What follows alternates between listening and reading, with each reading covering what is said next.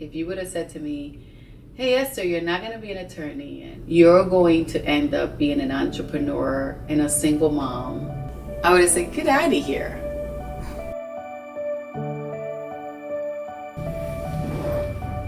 I'm Esther Tanez, an entrepreneur, a mother of 3 boys, and I started with only $10 from the bottom up. Esther, tell me about yourself. Introduce yourself.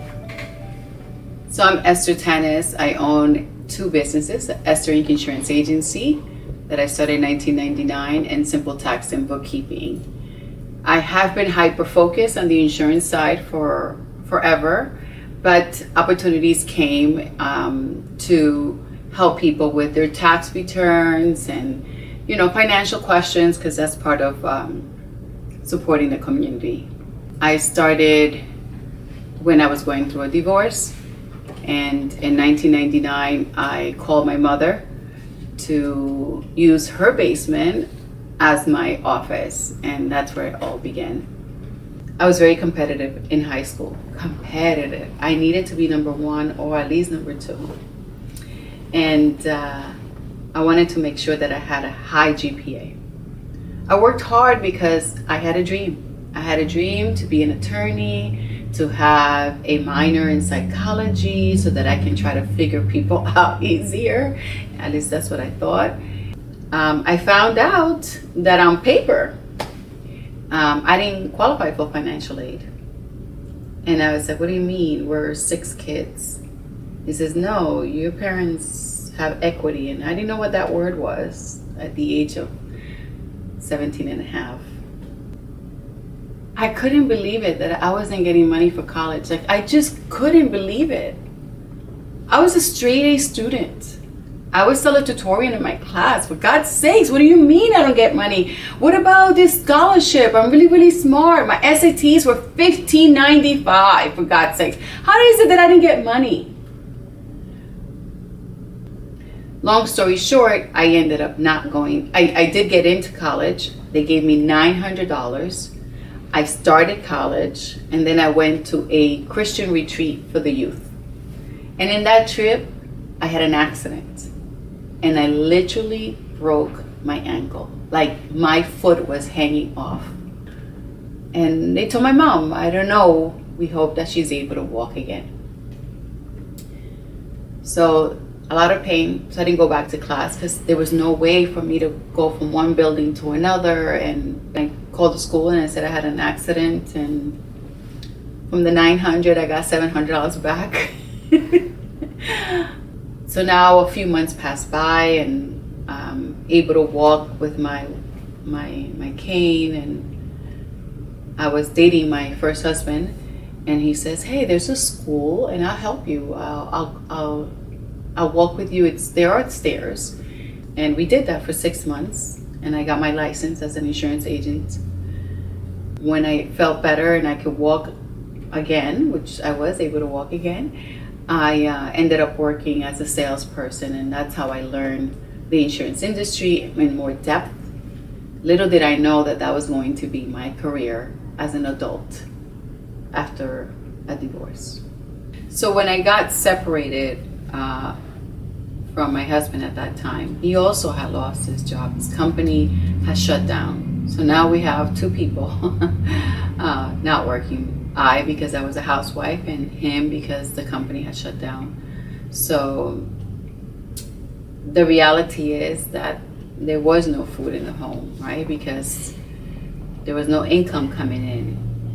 It's so daunting, right? You have this beautiful home, you go on vacations, you eat at restaurants, and then life just, I share this story a lot about watching Oprah. So I'm watching Oprah with my 2 kids. I had got an offer for work, and the offers to pay was so low that I couldn't afford the daycare. There were 2 kids, $600 a week each. My pay was going to be $500 a week. There was no way. I couldn't do it. So I'm watching Oprah, and she has a young Lavan Sant, and I hope I'm saying it correctly, on her show. If anybody's ever, you can Google her, Iyanla Van Sant, and listen to her story. I mean, what that woman went through, I don't even know how she stands today with such power, such rigor, such grit, that I was like, oh my God, I have nothing. I'm just going through a divorce. Like, there's nothing. And that's how I saw it. And for the most part, things that have happened to me, I do say, this is nothing. This is fixable. This is doable. Because while you have life, you can pivot. It takes effort, of course, and a lot of risk taking, which I didn't know I had, but apparently I do. So I called my mother and I said, I'm going to start an office. Of course, I have no money. I just have $10 and 2 kids, and I called my mom and I said, hey, my mom lived in Newark, New Jersey, and in her home, there was all these residential homes, and then next to her home was this supermarket that got to see thousands of people. And so I thought, oh, I'm good. I will reach out to the customers that come into the store, and they'll just come to my mom's basement and I'll sell insurance. No, that doesn't work that way. Never met you. The one thing that everybody talks about when they think about you is resilience. Like every time life put you down, you found something in yourself and you still brought yourself up. I have 3 boys that I need to make sure that I leave something behind for them. And I wanted to give them a quality of life. There's nothing wrong with being married. I love marriage. I love relationship. But to think that somebody was born to do it all for you, and that's all his journey or her journey is, that they are supposed to lay their life completely 100% for you, and that you don't have any play in it, it's like stopping your life. And so know your worth. You are worth it. And every experience that you have, it's just taking you to the direction that you need to be in.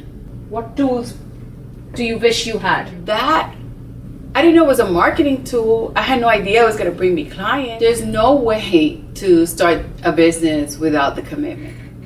And think about all the wonderful things that you can have. And whatever you decide to do, if you're not great at it now, it's okay.